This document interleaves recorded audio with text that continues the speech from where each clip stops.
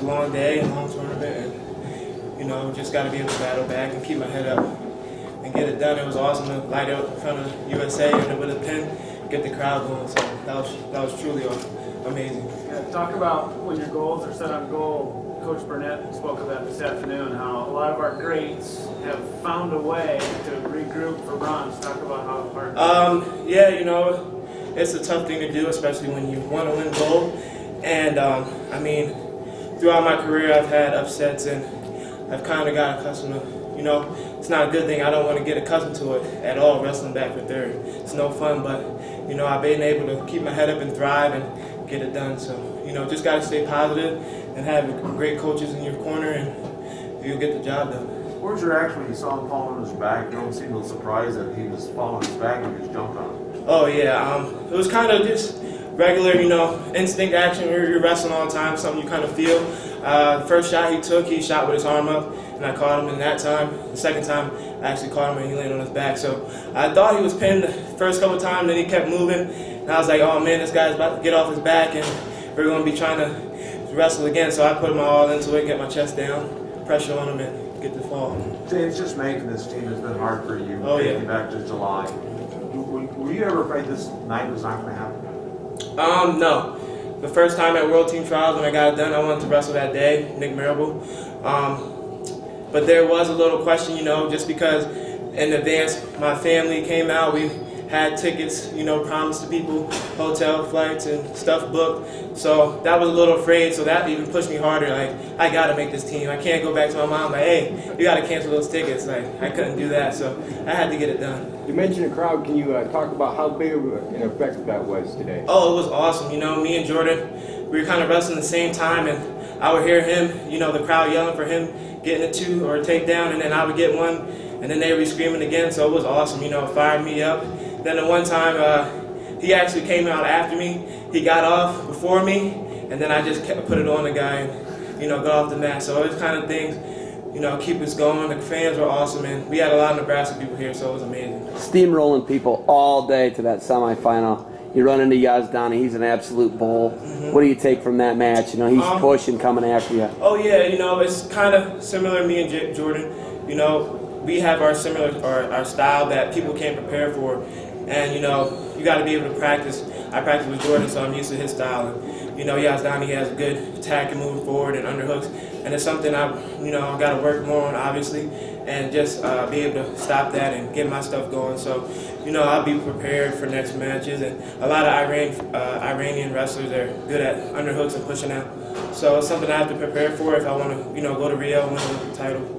Win more world titles. I mean, the question, you know, I assume you're going down. I can only assume that, but are you going down? Oh, yeah, yep. Well, I've been planning to go down to 143, and I was down 145 2 years ago. So it's a cut, but it's doable, and, you know, we got a great plan, a great system, and I'll be down quicker, you know, still the same strength, and looking to dominate guys. You beat Chamizo at 65 kilos. He won the world championships in a loaded weight class. Is that huge confidence for you going into Rio? Oh yeah, it's huge, you know. Just going to this tournament alone, you know, I wrestled him, you know, a couple months ago, and obviously he was different here than he was a couple months ago, and I knew I was different. So, you know, that gave me confidence. Like, I can go in this tournament and, you know, get a medal.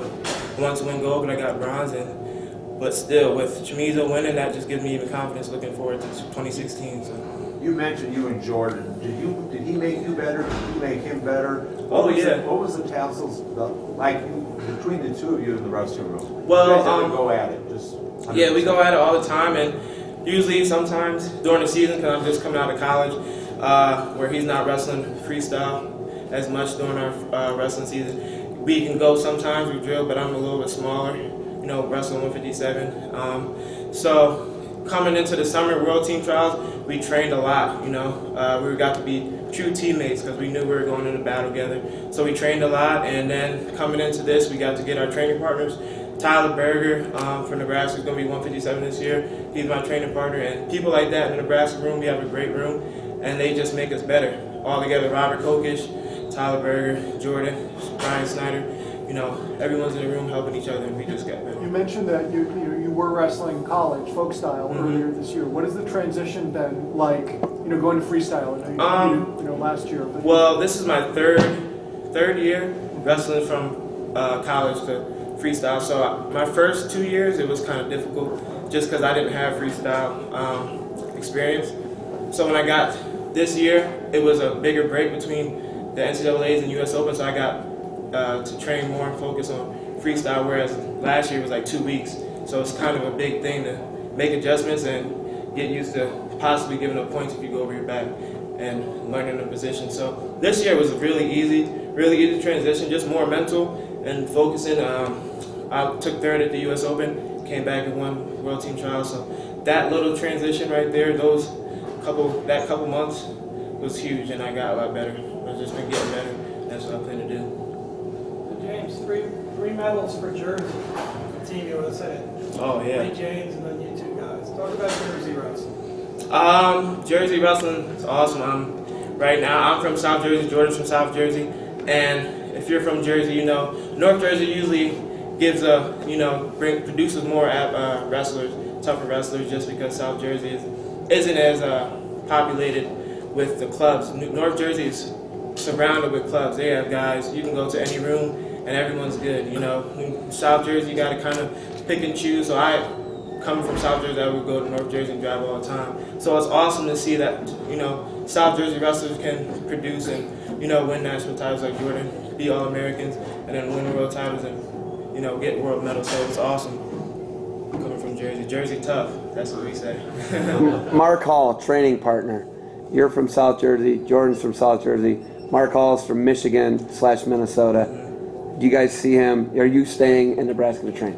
Oh yeah, I'm staying in Nebraska. I'm actually still in school, so I wrestled 4 years straight in a red shirt, and like I said, I wrestled all summer, going to freestyle and stuff, so I didn't get to take any summer classes. So I graduate in May, and then I'll be looking to train specifically freestyle out there, and it's going to be, we got Jordan, we got me, got Berger, Kokish is still out there, Jake Sufon. We have a number of guys that can help, make us better and produce more world medalists, world champions. Would that bring Mark Hall in?